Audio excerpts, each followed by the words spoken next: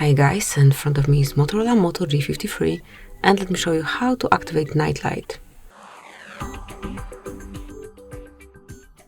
So at first open the settings, then find and select display and then click on night light here. All you have to do is to use the switcher and from now on it is active, then to turn it off, just unmark it.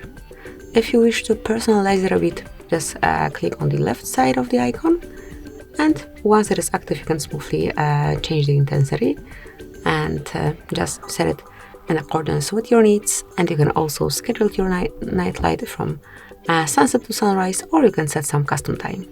So that's it, that will be all. Thank you for watching. Please subscribe our channel and leave the thumbs up.